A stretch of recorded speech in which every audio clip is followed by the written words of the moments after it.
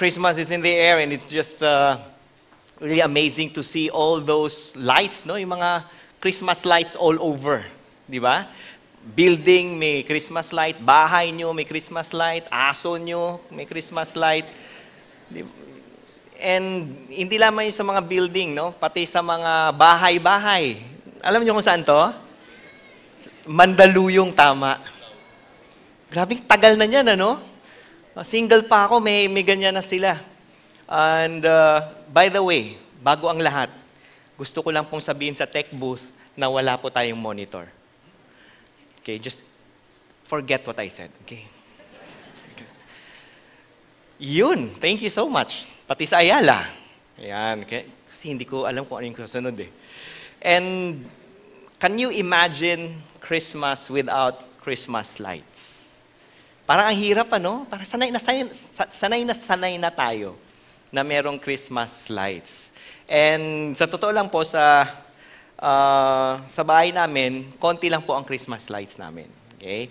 Meron po ako dati kasing uncle and aunt, nakitira po ako sa kanila, and sangkatutak po yung Christmas light nila. Talagang decoration to the max. At natuwa rin po ako noon. Kaya lang, after po ng Christmas, nakita ko rin po kung paano iligpit. Kaya sabi ko, pag ako magkaroon ng bahay, simple na lang. Kasi parang alam ko kung sino ang magliligpit. Di ba? Parang alam ko kung sino. But you see, saan man nagsimula ang Christmas light at bakit ba tayo may Christmas light? Well, sabi ng iba, nagsimula ito sa Germany. Ang sabi, si Martin Luther nagpasimula kasi siya rin daw nagpasimula ng Christmas tree.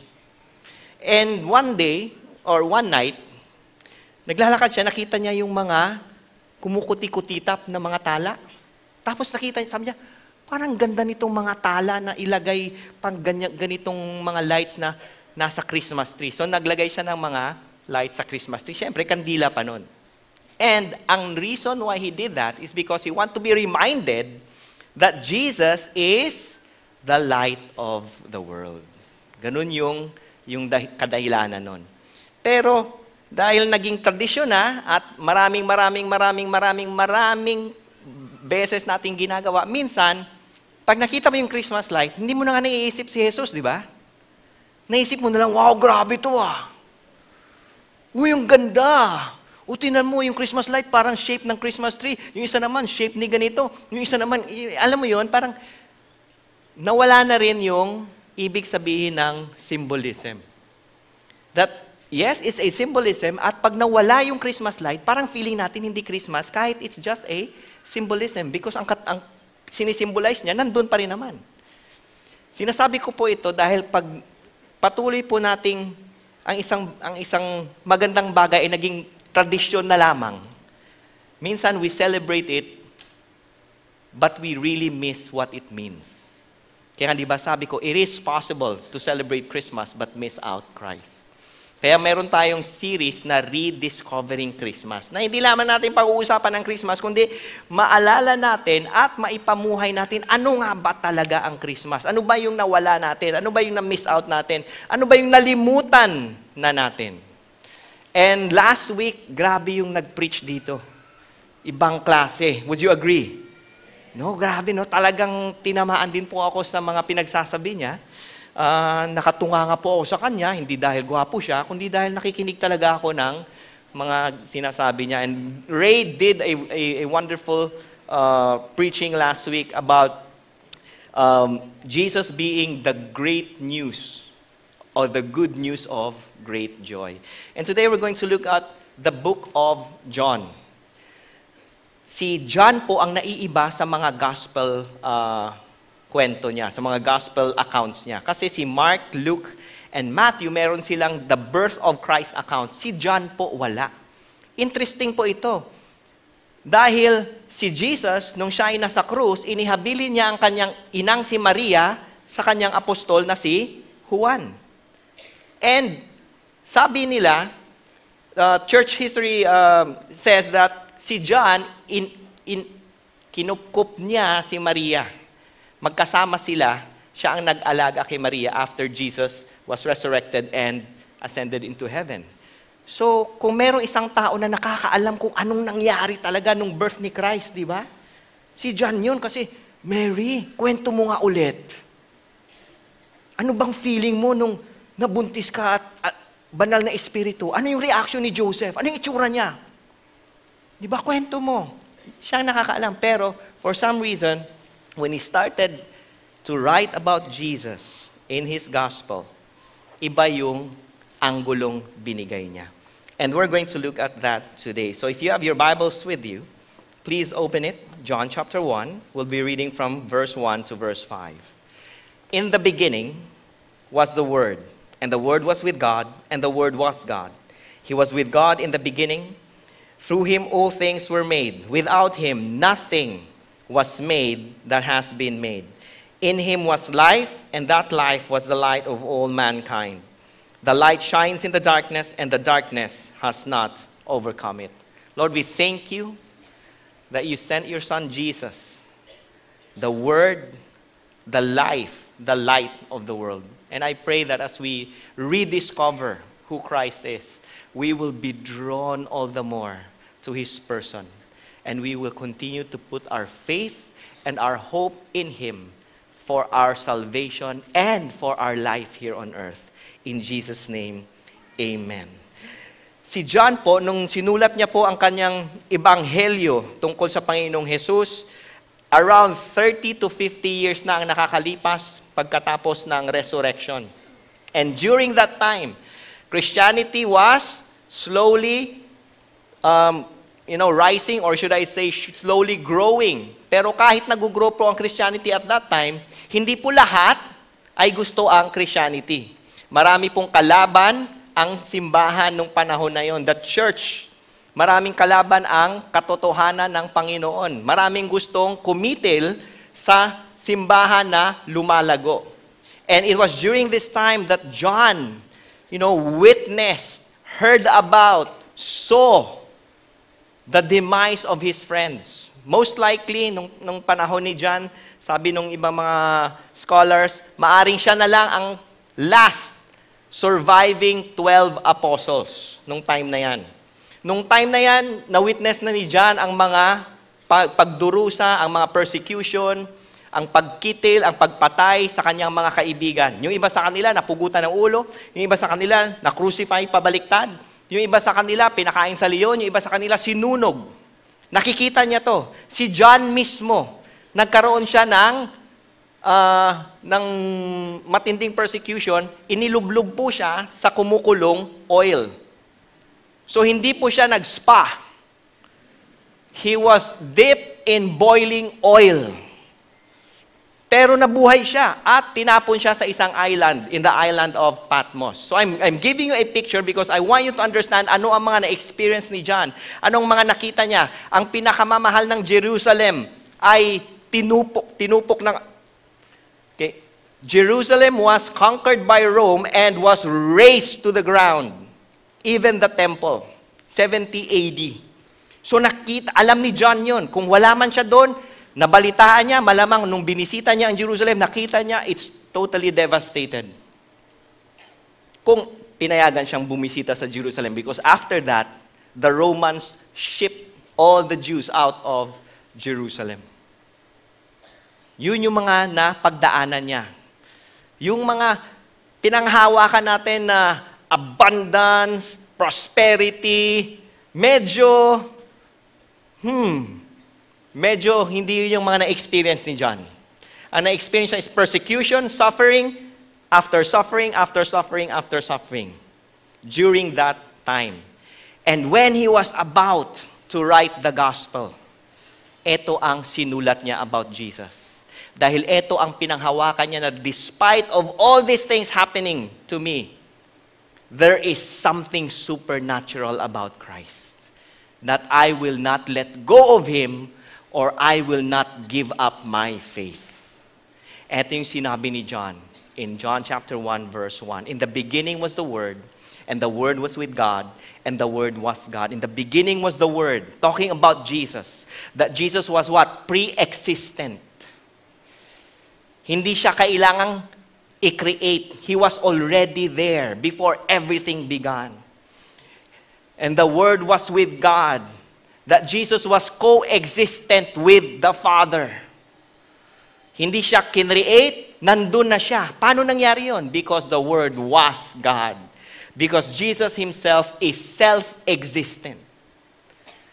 Na hindi siya kailangang gawin, siya mismo nandun na siya. Anong pinapakita sa atin ni John dito? That Jesus is not just 100% man, but He's 100% God. And the mindset na isang mga kausap dito ni John are the Hebrews, the Jews. Kasi sa mga Jews, when you say the Word of God, it speaks of God Himself. Nang sinasabi ni John sa kanila that our concept of God is too high for us, but God, through Jesus Christ, reached down to us. And another thing that sinasabi about the Word, another worldview na kinakausap ni John are the Greeks, yung mga Gentiles, because the word is logos in Greek na ginamit ni John. And the word logos is a concept in Greek philosophy and theology that speaks of this divine power that puts everything in order. Puts everything, giving it form, reason, and meaning. That John is saying, this Jesus who was crucified, who lived again, and I'm living for Him, and time after time, I've been joyful, I have peace, but also I have troubles, I have persecution, I have challenges, I have suffering, I have hunger, I have thirst, I have rejection. Guess what? He is the reason why everything works. He is the reason why we are here. He is the reason why I will have hope till my dying breath. Because Jesus is the one that gives meaning to my life. What gives meaning? What is your reason for living? This Christmas, what will give meaning to your Christmas? This Christmas, what is the reason that you will feel like you're alive? Is it the bonus? Part of it, di ba? Nung na-receive mo, you felt alive. Hindi na ngayon kasi wala na. Tama? Di ba? Ganun ba yon?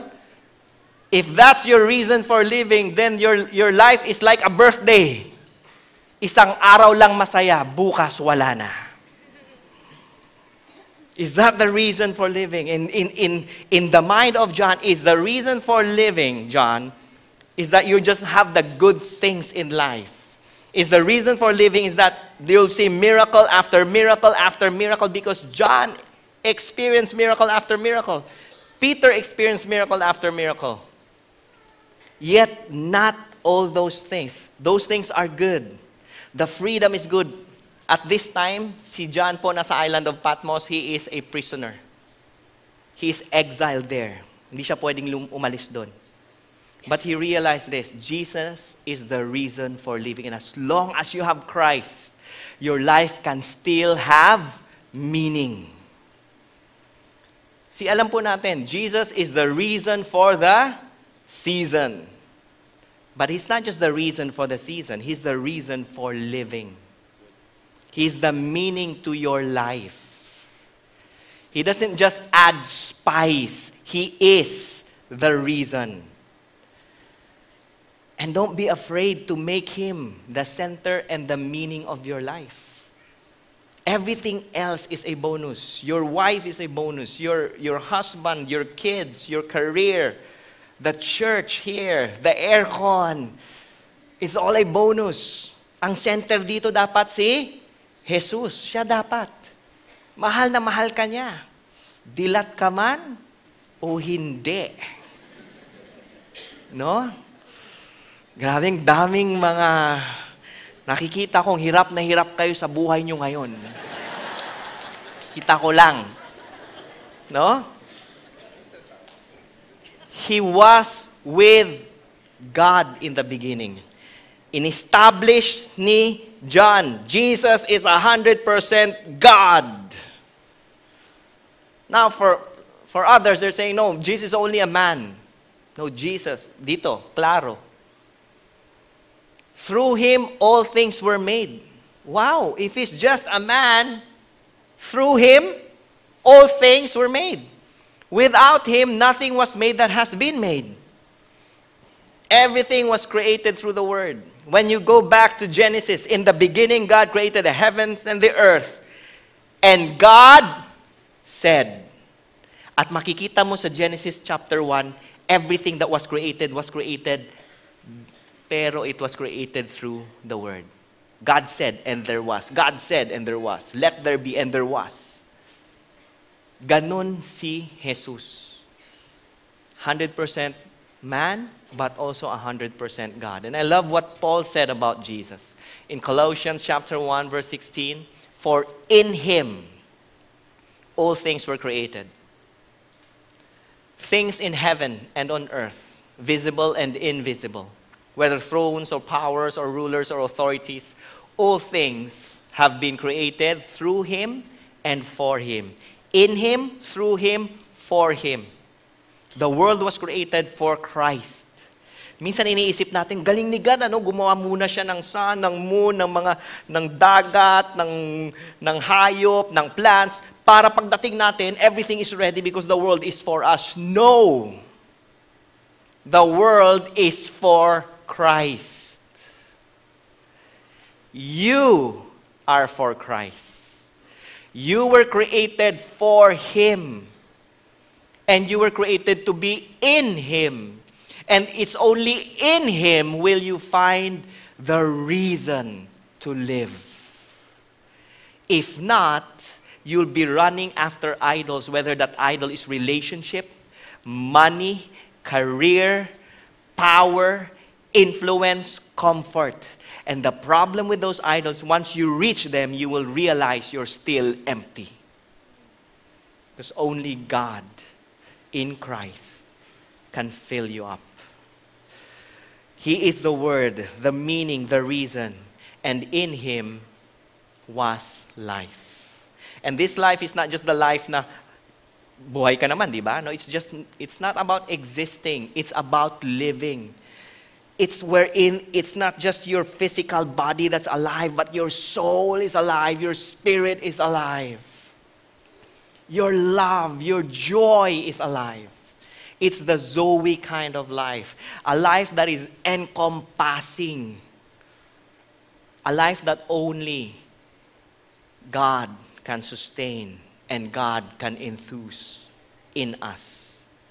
Kaya nga sabi ni Paul, He is before all things, and in Him, all things hold together. How is your life? Kumusta tayo ngayon? Feeling ba natin may kulang, may mga ganon? You know, when I was teenager, I knew there was something missing in my life. Parang, well, hindi kami naghirap. I had a great life, basically, as a child.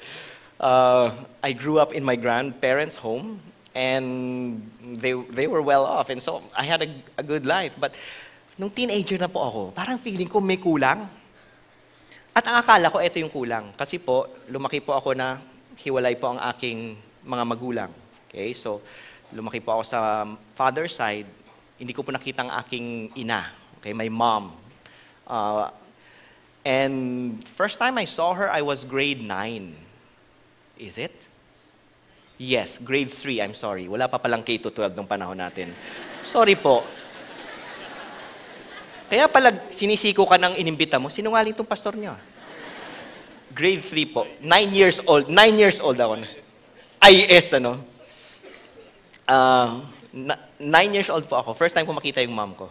So parang wala pa. Bata pa lang ako noon eh. Second time ko nakita siya, third year high school po ako. Ganon. So after ko siya makita and stuff like that, ayun na parang, Lord, there's something missing in my life. And I thought it was my mom. If only I just have my mom, if only I can just be with her, everything will be okay. And then I realized as I grew, knowing God, kung ano man yung missing na yun, parang nawawala. Not that I don't love my mom. I love my mom. Pero alam ko lang, hindi yun yung kulang. Ang kulang si Jesus sa buhay ko. And for some of us here, you feel like, you know, alam mo yun, single ka pa rin and, you know, may mga you're a woman, may mga nagpaparamdam, pero para mga Christmas lights sila, patay sindi. Yung mga ganun, parang, man, ano ka ba? As a matter of fact, no, side note lang, men, single men, if you're going to pursue someone, make it clear. Hindi na po kayo grade 1. Kung grade 1 ka, don't pursue someone. Okay? Pero kung you're of age, make it clear. Huwag kayong maglaro. Huwag kayong don't play games. Okay? So, minsan ganun, you feel like, kung meron lang nito, but could it be na yung feeling mong kulang sa buhay mo, that's actually Jesus. And He wants to fill you with life. Because when you put your life in His hands, all things will hold together. Things will make sense. The success, the failure, the frustration, the joy, the peace, the good things and the bad things will hold together in His hand. Yun yung nangyari kay John. Lord, anong nangyari? Si Peter, nung nakulong, nagkaroon ka ng miracle. Nakalabas. Ngayon, patay na. Anong nangyari? Si Paul, na ang galing-galing, ginamit mo. Hindi, alam mo yun, pwede pa eh. Wala na rin ngayon. Anong nangyari, Lord? Di ba sabi mo, in this world you will have trouble, but take heart, I have overcome the world. Lord, hindi po masarap na ma-dip in boiling oil. Dati po, nagluluto ako. Okay? Prito. Pinakagusto ko pong prituhin yung bangus. Pero yung bangus, pag pinrito mo, grabe. Tapos dati kumukuha pa ako ng anuhan ng kaserola, parang panangga, di ba? Parang matrix lang. Tapos pag natalsikan ka ng oil, na-experience na ba yon? Yes! Mga mortal kayong lahat kasama ko dito. Yung iba parang, what's an oil? Yeah, okay. Yeah, how does it feel? Parang ganon. Oh, it's ouchy. Okay. So pag natalsikan ka, hindi mo naman sinasabi, oh, what a feeling. Sige pa, hindi. Si John, dip. Ganun siya. Lord, anyari. But John understood the bad things and the good things make sense in the hands of Christ. Your life will make sense. Put it in the hand where it belongs. And you're going to have the joy of the Lord that even just like John, makita mo man, Lord, parang hindi to yung promise mo. Parang hindi nangyayari. But you can trust Him and you will realize. Yung sinabi kanina, yung keynote ni Rainet, hindi naman siya nagsabi nun, binasa niya lang naman sa Bible. Your love is better than life because Jesus is the source and the sustainer of life. But not only is He the meaning, not only is He the source of life. John continues to say, in Him was life, and that life was the light of all mankind. Not just the Jews, but for all mankind. That God wants all of us. Not just the person sitting next to you kasi mukhang mas mabait to. No? But all of us, valuable in God's eyes. Amo ka man, maid ka man, empleyado ka man, boss ka man, all of us. Nasa ministry ka man, wala man, may victory group ka man, wala ka man sa victory group ngayon. Bakit? Hindi, joke lang. All of us. All of us. God wants to bring His light. But here's something about the light of God. Okay? Hindi po Meralco ang nauna, si Jesus po. May liwanag ang buhay. Here's something lang about the light of God. The light of God, John declares, will bring clarity in your life. But it will bring clarity. It will bring clarity about the love of God, but it will also bring clarity about your sinfulness and my sinfulness. Okay? There is a darkness in us, and there is a darkness surrounding the world. But John says that the light shines in the darkness. and the darkness has not overcome it. God's will, God's purpose, God's plan, God's power, God's provision, God's promises will prevail against this darkness, will prevail against the enemies of God. The power of God in you is greater than the darkness around you. The light of Christ in you is greater than the darkness in you, in us. There is something there. And greater than the darkness around us. Do we trust this light? Do we believe this light? Or do we feel like we can produce our own light? Kaya ayaw natin minsan kay Jesus. Kasi meron naman ako, I can produce my own light. As a matter of fact, that's what some people are doing. Dahil nag-church ako, religious ako, mabait ako, yan. And it's about them. But the light of Christ will shine upon the wickedness of our hearts. Kaya nga, the light of Christ will bring clarity to the will of God in your life. The light of Christ will bring clarity to the will of God in your life. At makikita mo yung tension, yung contrast ng will ni God at ng will mo. Makikita mo ang contrast ng light ni Christ at ng darkness sa buhay mo. Kaya for most of us, nung wala pa tayo rito, alam naman natin kung ano ang gusto ni God, ayaw natin. At sa mga nasabi nyo ba na ba ito nung inimbita kayo dati? Nung kaibigan mo, uy, punta ka naman, sama ka naman saan. Ay, ayoko dyan, baka masunog ako. Nasabi nyo ba yan? Di ba? Kasi yung feeling natin ganun eh. Yung pagpasok mo dito, parang may spotlight. Yung pagpasok mo dito, di ba? All the glares of the stars and spotlights. Yung parang ganun. Parang ganun ka. Ganun din po ako dati. Parang alam mo yon nung una ako marinig ng preaching sa Victory at pumunta ako ulit, parang feeling ko, alam ba nila kung ano nangyayari sa buhay ko? Yung napapraning ako na may tumingin lang sa akin, naku, baka pinag-uusapan na ako rito. Di ba? Yabang ko naman, ano? I mean, am I really worth na pag-usapan? But, see, whatever darkness there is, it will not win against the light of Christ. It will not. Is there a darkness of unforgiveness in your life? Punta ka kay Jesus. Is there a darkness of anger and hatred, bitterness, pride? Punta ka kay Jesus. Ang problema kasi, ayaw nating pumunta because we want to hide in darkness. See, John says, the world did not recognize him. That which is his own did not receive him. Ano kaya sa panahon na to, that which is his own? Tayo yun, the church. And sometimes this is still true in us. Sometimes it's still true in my life. That God will shine that spotlight. And I don't want it. I don't want it.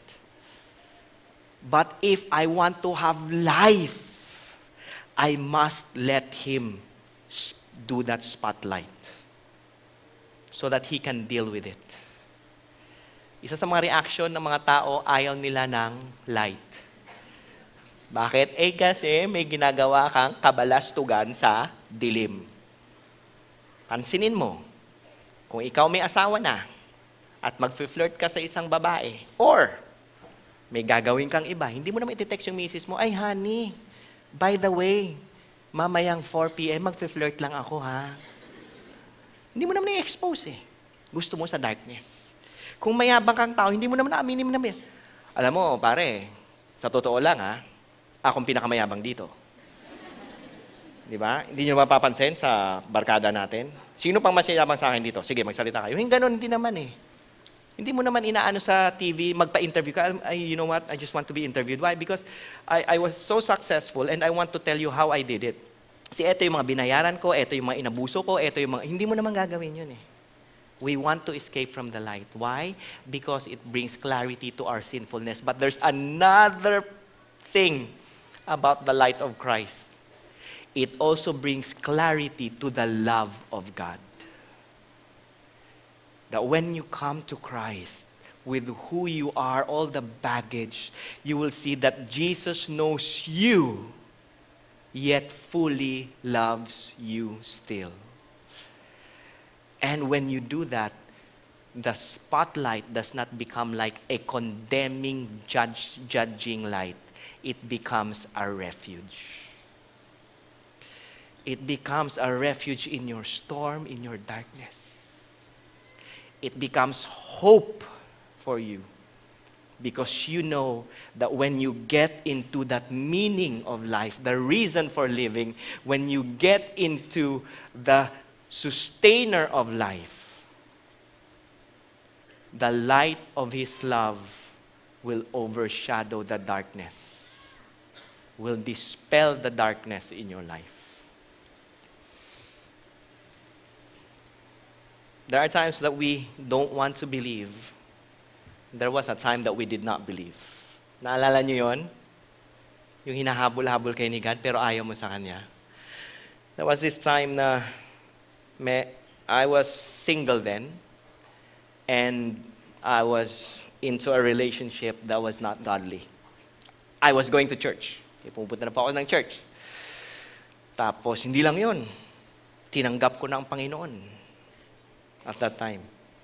Pero meron pa akong isang relationship na ayokong i-let go. Sabi ko kay God, Lord, eto na lahat, magmi-ministry ako, tataasan kong tithes ko, di ba? Estudyante pa lang naman ako noon, ano ba naman tithes ko? Di ba?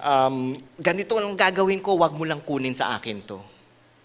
Yung pag nagmumuni-muni ka, nangyari ba sa inyo? There's something there. Maybe it's a relationship, maybe it's a career, maybe it's an addiction. I don't know what it is, but for me, it was a relationship. Yung iniisip mo na, nakatingin ka sa malayo, nagsa-sunset. Lord, pag kinuha mo siya sa akin, wala nang saysayang buhay. Yung mga ganun yung peg mo. Nangyari na ba sa inyo yon? Maaring hindi relationship, baka karir mo. Di ba? Yung nasisira na yung pamilya mo, pero yung karir mo, ganun, so ayaw mo pa rin i-let go. Kasi hindi, makocompensate yan. Maaring pride mo. Maaring anger. I don't know. Pero yung pinanghawakan mo kasi, eto ang buhay ko. When I have this, I feel alive. No, God put a spotlight in that. And I had to make a choice. And I felt like, God, if you take this person away, hindi na po ako mabubuhay. Wala nang saysay ang buhay. At ito pa ang isang excuse ko, Lord, pag inalis mo siya, hindi ko pa nga siya nadadala sa church eh. Paano na lang siya? Concerned lang po ako sa kanya. Style mo. Okay. But I realized it's either that or... And God was not taking that person away from me because killjoy si God. It's because there's sin there. It's sinful. And as long as I'm doing that, I will never grow in this life that He's prepared for me. Not the life as a pastor, yung life, the Zoe life. The God-enthused, sustained life. The life wherein you see the blessings of God and you get to enjoy it. Because in that life, there will be God's blessing still. God will still let the rain fall down on me. God will still let the sun shine. God will still provide, but I will not enjoy those. Because here is a life of destruction. Here is the life that is truly life. Some of us, hindi ko alam kung saan kayo ngayon, ano yung pinanghahawakan nyo na sinasabi ni God, anak, bitawan mo na yan. Because I'm putting a spotlight in you, not because I want to condemn you, but because I want to give you hope. And when you do that, when you let go and you receive Him, you believed in His name, He gave you the right to become a child of God. Hindi po killjoy ang Panginoon natin. Sabihin mo sa katabi mo, hindi killjoy si God. Lakasan mo tulog eh. Hindi killjoy si God. Okay? Minsan takot tayo eh. Kasi pag inano ko to, parang kitang-kita ni God. Alam mo yun, may expose ako. Ay, hindi naman in-expose ni God yung mga kabalastugan ko eh. Pinotektahan pa rin ako ni God. May nakakaalam. Bakit? Kasi accountable ako sa kanila eh. pinaalam ko because I need help. Hindi po killjoy si God. No? Well, maliban na lang siguro doon sa mga natutulog. Parang, di ba, parang, sabi siguro ng mga nagising, hindi nga killjoy si God, pero yung pastor killjoy. Now, sinasabi ko po ito, hindi para alam mo yon, i-bad trip kayo, i-condemn kayo. No, it's really important, okay? As a matter of fact, let me tell you this, the truth. Doon sa mga natutulog, makinig muna. Pagkatapos nito, pwede kayong matulog ulit. Naiintindihan ko kayo kasi pagod din ako. Ang dami nyo ng parties, di ba? Alam mo, kung kayo nagpipreach dito at ako dyan, malamang tulog din ako. Ganon. Kaya naiintindihan ko kayo. Okay, balik na kayo sa tulog. Sige, go back. Back to sleep. And here's the center of chapter 1 when John started, what John has started. Here's what he said. You see that logos? That yung feeling nyo, it's a supreme power, but it's abstract. It's ethereal. Sabi niya, that logos, the word became flesh and made his dwelling among us. That reason for living, that power that sustains the world, that makes the world as it is and not chaotic, that power that gives reason and meaning and form to the world, that became man. Why? Because he came to be vulnerable. Because it's the only way for him to save us. And sometimes we feel like, Lord, you want me to be vulnerable? Parang hindi mo ako naintindihan. Pag binasa mo yung Bible, eto lang. Wala pong pinapagawa sa atin ng Panginoon na hindi niya nauna. There's nothing that He asked us to do that He did not do first. To give your life, oh my goodness. Tingnan mo yung cross. To trust the Father, tingnan mo yung Gethsemane. There was something that Jesus did not want, to die on the cross, but it's the only way to save us. And so He said, not my will, but your will. Was it fun? It was not fun at all. See, John was at a point in his life that there were so many, probably frustrations. That the gospel was growing, but is it really going to grow? Is the church really going to make it with all the persecution, with the might of Rome? But there's one thing that he held on. We have seen His glory, the glory of the one and only Son, who came from the Father, full of grace and truth. That when life is great, yes, I can go to Jesus because He's full of grace and truth. When life is bad, I can go to Jesus. When I'm successful, I can go to Christ. When I'm failing, when I did something horribly wrong, instead of condemnation, there is grace to receive me. There's truth to say, I'm a sinner, yes. There's truth to clarify what my sin is, but there's grace to grow in the love of God. And my hope is that this Christmas, we will continue to rediscover that amazing grace.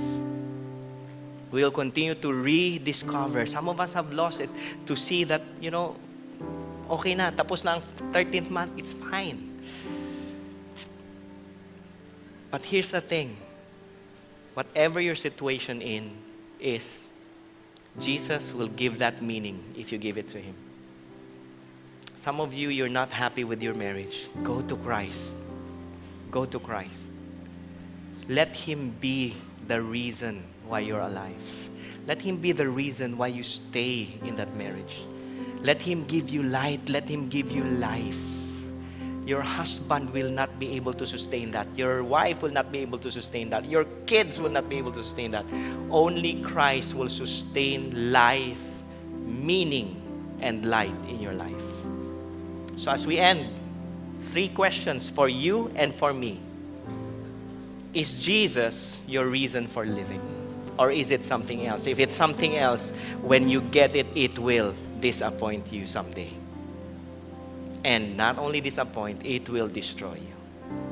Kaya yung iba sa atin, hindi mo pwedeng sabihin na, hindi, pag meron ka nito, yung iba, May mga nababalitaan tayo, meron na sila lahat eh. Pero may depression pa rin.